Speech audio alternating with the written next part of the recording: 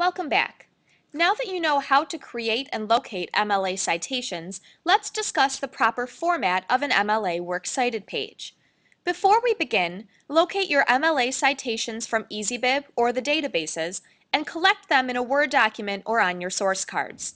If you need additional resources, feel free to go back to EasyBib and add them at any time. When creating an MLA Works Cited page, there are several formatting rules to follow.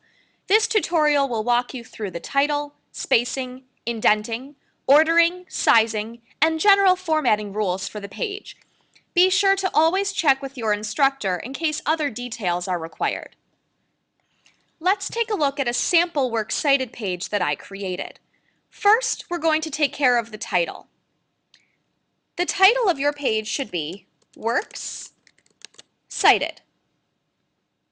The title is centered on the page, but it is not underlined, bold, or done in a creative font. Simple 12-point Times New Roman is perfect here. Also, be sure to capitalize the W in Works and the C in Cited, as you would in any title. Next, let's talk about spacing and indentation. In a normal paragraph, we indent the first line, but for an MLA Works Cited page, we do the opposite. This can get a bit tricky, so listen carefully. Other than the first line of the citation, all other lines are going to be indented one tab to the right. But watch what happens when I try to move this line over. The whole entry moves over to the right. Here's how to fix that. I'm going to put my cursor at the start of the second line and hit Enter. For some of you, it may be that nothing happens. For me, part of my entry moves down a little bit, but we'll fix the spacing later on. Once you've hit Enter, you can hit the Tab key and only the section that you want to move will move over to the right.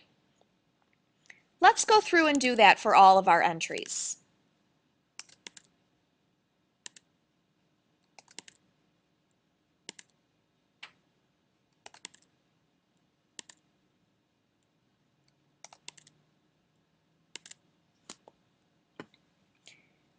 If you have more than 2 lines in an entry, make sure to indent all lines other than the first one. This is what the citation will look like when you are done.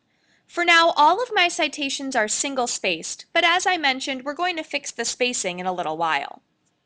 Next, let's rearrange the citations into some kind of order. An MLA Works Cited page will always be in alphabetical order based on the first word of the entry. Sometimes that will be an author and sometimes it will be a title, but it will always be alphabetical. If you are using 2 sources by the same author, look to the first word in the title to determine which goes first. Additionally, if you are using 2 articles with the same title and there is no author, look to the first word after the title to organize. There are many what-ifs involved in this process.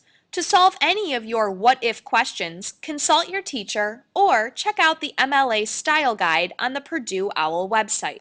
The Purdue OWL, or Online Writing Lab, has a lot of information about MLA Works Cited pages and any of your MLA formatting needs. You can find the OWL at owl.english.purdue.edu. Now that all of our citations are formatted properly and are in alphabetical order, let's clean them up a bit. You may notice that right now my citations look a bit strange. Make sure your entire Works Cited page is done in size 12 Times New Roman font.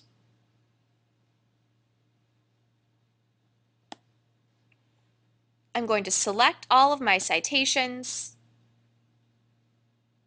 select my font, and the size.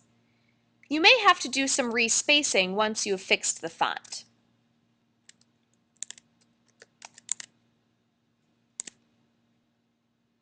That's better. Let's also make sure the page is set up properly. A Works Cited page should be created as a separate document than the rest of your paper. This way, page numbers or other formatting will not impact the Works Cited page. Let's make sure that the margins are set properly. I'm going to click on Format, Document, and make sure that all of my margins are set to 1 inch, which they are right now. Remember, I'm working on a Mac, so my screen might look a bit different than yours.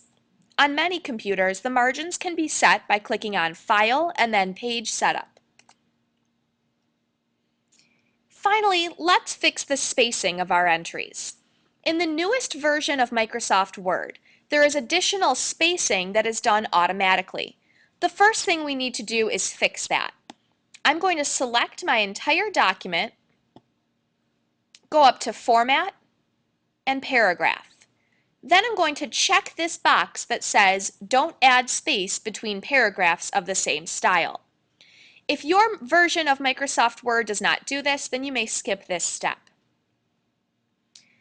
Now all of my entries are single-spaced. In the newest version of the MLA Style Guide, they've asked us to double space our entire Works Cited page. Let's do that now. I'm going to select my entries, go up to Format, Paragraph, and change the line spacing to double. If you have a keyboard or a toolbar shortcut for this step, feel free to use it. Now we have a perfectly formatted MLA Works Cited page. Let's review. We've discussed the title, which should always be Works Cited.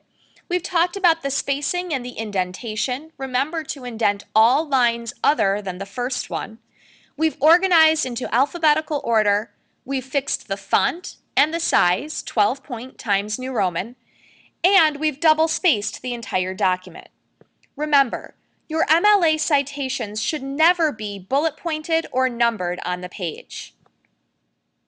If you have any further questions, feel free to speak with your instructor or check out the MLA Style Guide on the Purdue OWL. Thanks for tuning in.